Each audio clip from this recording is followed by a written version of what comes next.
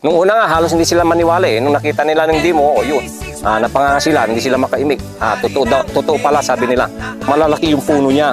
Actually, malalaking puno. At saka yung stand niya, matibay siya sa hangin. Ngayon, VIP na, yun, talaga. Halos wala ka nang makikitang uod talaga. Halos zero na.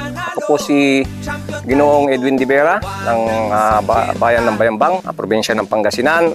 Ako po ang farmers leader po dito sa aming lugar. Nagsimula na ako nagtanim ng mais, binhi na bago ngayon, na ilang taon pa lang, ng NK6130. Malalaki yung puno niya. Actually, malalaking puno. At saka yung stand niya, matibay siya sa hangin. May kalapadan din ng ang dahon, mabulas siya kumpara sa mga ibang variety. Malalaki yung bunga niya. Talagang pati yung butil niya malalaki at matingkad yung yung kulay niya. So panlaban sa merkado ika nga, gustong-gusto ng mga buyer na tinitingnan yung kalidad ng butil at saka yung higit sa lahat, mabigat siya talaga.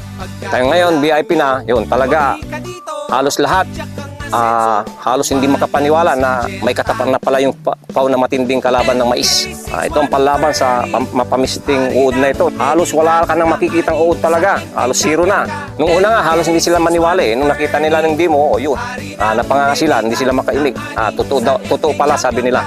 Kaya masasabi ko, maraming salamat sa kumpanya ng Syngenta sa mga pinuprovide ng mga binhi. Sana magtuloy-tuloy po na makatuklas sila ng mga bagong binhi na makakatulong po sa sambayan ng Pilipino mga magsasaka. Tiwala ko sa NK, tiwala ko sa Syngenta. Sa NK 6130 VIP, hari sa hibigat sa ani.